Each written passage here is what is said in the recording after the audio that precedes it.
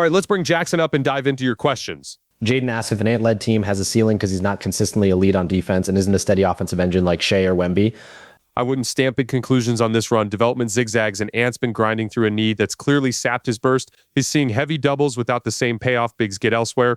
And with the injury context, it's just not the moment to say he can't get there. We rushed to label guys too early. He's 24, and even stars like Shea had double team issues at that age while Ant's already been deep in the playoffs. Why aren't fouls on Wemby's alley-oops ruled shooting fouls even when contact is obvious? I don't know the exact cut in the rule book, but it likely hinges on possession and upward motion, which gets weird with Wemby's insane catch radius. If he's hit before he controls it, it's not a shot, though. He probably deserved a few more. It's a discount Shaq situation where calling every bump would foul out the opponent. He even deep sealed, got shoved, drew the whistle, and clapped like keep hacking. I'll rack up fouls on all of you. With that Clippers pick, should they take the best player who overlaps with Garland, chase fit, or trade back for value? It depends on your board. If your target big will be there later, trade down and add assets. If you view Acuff as a franchise lead guard, take him and shop Garland for the frontcourt piece you actually need. I'd lean that route since Garland should return positive value. Reggie Miller floated starting Naz Reid over Gobert. Small looks have juiced the offense in spots, and outside of game one, Rudy hasn't swung this matchup. If you're cornered, stagger them. Try Nas to open and use Rudy in tighter windows. At this point, you experiment. Rudy's longstanding problem against elite interiors is cleanly catching and finishing,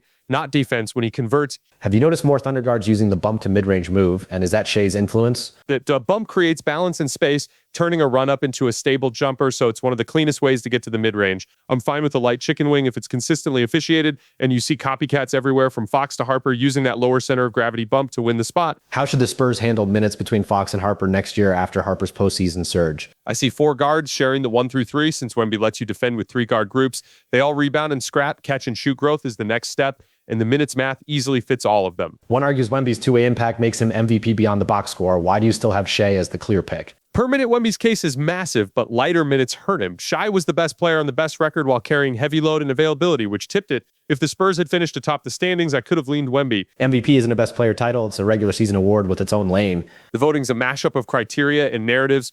My lens is best player on the best team, and most valuable, but plenty lean on catch-alls or market biases, which is why I don't get too wrapped up in awards discourse. With a brief layoff before their next series, what should the Knicks emphasize as they lean into that point center look? Keep a rhythm with light scrimmages since the restart likely comes quickly, and don't drift from what's working. Their offense is humming. Brunson's mixing on and off ball. Bridges is in a groove. The bench is reliable, so it's close to a no-note stretch. Looking ahead, which will be the better draft, 25 or 26, given how strong last year's rookies were? 25 looks stacked with true ceiling swings. I'm lower on Boozer than most, high on Darren Peterson, AJ DeBanza, and Acuff, and see Caleb Wilson as high ceiling, low floor. The top group likely carries more star upside than last year's headliners. Cooper Flag's already blown